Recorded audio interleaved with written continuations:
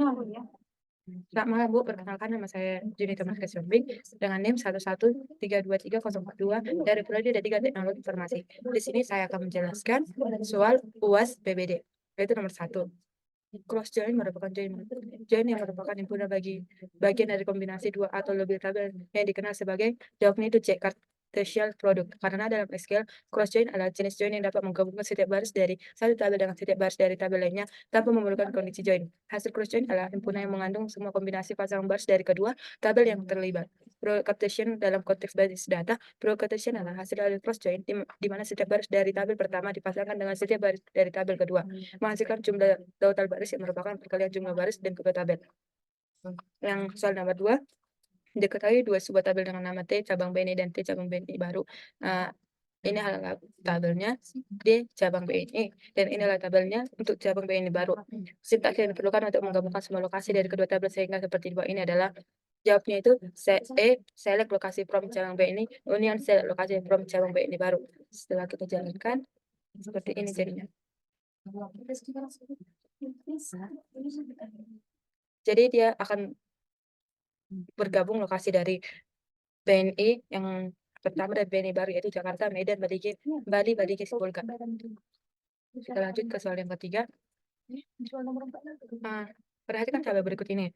D cabang BNI jika ingin memindahkan cabang BNI dengan nomor BNI 001 dan lokasi Jakarta atau data perahu 1 ke sebuah tabel dengan nama cabang BNI baru.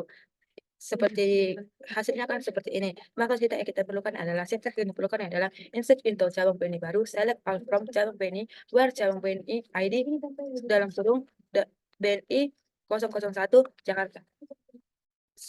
Setelah dijalankan, hasilnya akan seperti ini.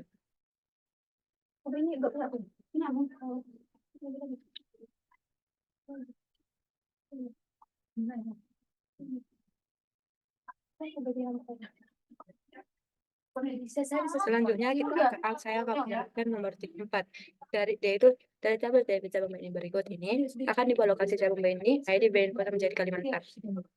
Maka sintaks yang diperlukan adalah sintaksnya itu adalah bagian C update cabang BNI baru set lokasi Kalimantan bar cabang BNI ID BNI 001.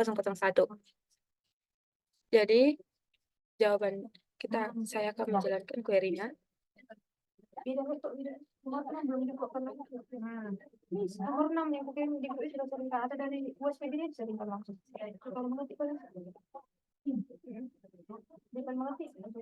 Dia sudah baru jadi Kalimantan.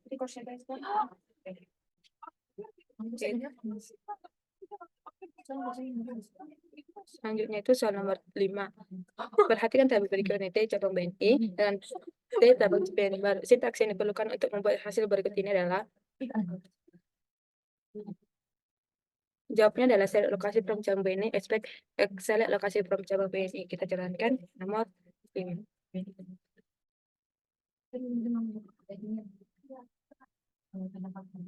Dia sudah berubah jadi Kalimantan juga. Yang nomor 6. Dari tabel BNI baru akan dilakukan seleksi data dengan kriteria cabang BNI lebih BNI dengan hasil berikut ini.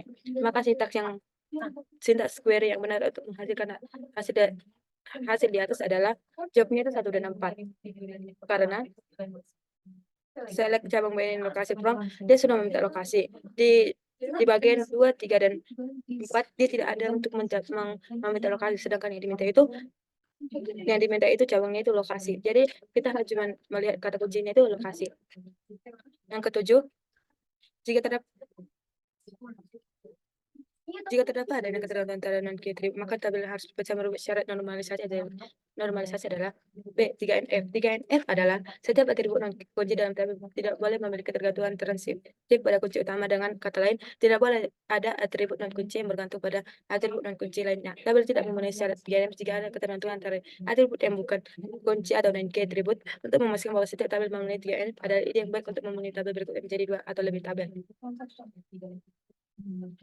Nomor 8, normalisasi basis data penting dilakukan untuk jawabnya itu 1 dan 2, yaitu untuk menghindari kesalahan penghapusan data yang masih dibutuhkan ketika data lain dihapus atau delete anomalis.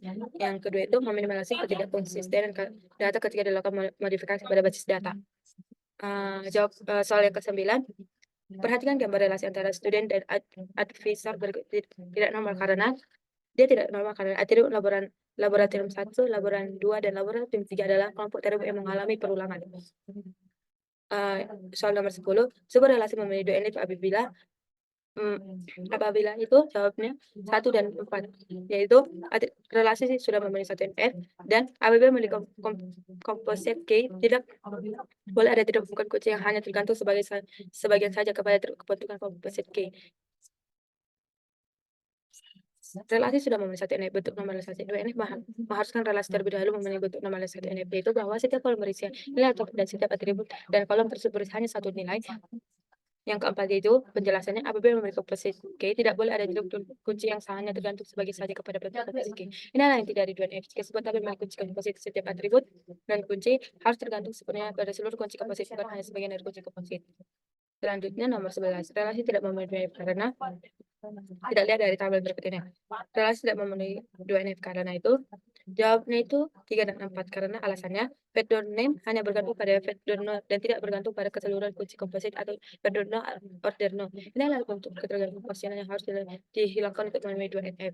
Yang keempat itu penjelasannya bergantung pada keseluruhan kunci komposit vendor no order no karena jumlah yang display kemungkinan terkait dengan kombinasi vendor dan order tertentu. Jadi jawabnya itu 3 dan 4. Nomor 12, sebuah relasi memenuhi 3 NF apabila yaitu 1 dan 3. Penjelasannya, relasi sudah memenuhi 2 NF. Relasi harus memenuhi 2 NF sebelum memenuhi 3 NF. Yang kedua itu, atribut yang bukan kunci tidak saling bergantung dengan yang lain. Ini adalah bagian dari syarat untuk memenuhi 3 NF. Atribut non kunci tidak boleh bergantung pada atribut non kunci lainnya, yang dikenal sebagai ketergantungan transitif. Yang ketiga itu, relasi dengan skema yang ke-13, relasi dengan skema berikut mahasiswa NIM nama fakultas, lama studi, alamat tidak memenuhi 3 NF karena atribut yang bukan kunci yaitu nama fakultas bergantung pada atribut kode fakultas. Penjelasannya, setiap atribut non kunci harus bergantung hanya pada kunci utama dan tidak boleh ada ketergantungan transitif karena nama fakultas bergantung pada kode fakultas yang bukan kunci utama. Ini berarti ada ketergantungan transitif yang melanggar aturan 3 NF. Dan nomor 14, perhatikan tabel dosen dan pada gambar 6 berikut ini. Sintaks join atau menghasilkan semua data dosen yang memiliki NIP diakhiri dengan angka 1 adalah yaitu select from dosen where NIP like 1. Karena ini diminta akhir NIM-nya itu 1, jadi kita membuat like 1 karena dia akan muncul yang memiliki NIM di akhiran 1. Soal yang terakhir yaitu nomor 15. Jika tabel dosen pada soal 14 memiliki relasi dengan tabel dosen seperti gambar berikut, maka sintaks SQL berikut yang menghasilkan data dosen dengan nama customer yang berada dalam customer SQL yaitu select name nama customer from dosen inner join on close clutter close ID dosen cluster ID where close name SQL software query password. Nah, sekian penjelasan dari saya. Ketika saya minta maaf kalau ada tutur kata yang salah. Terima kasih.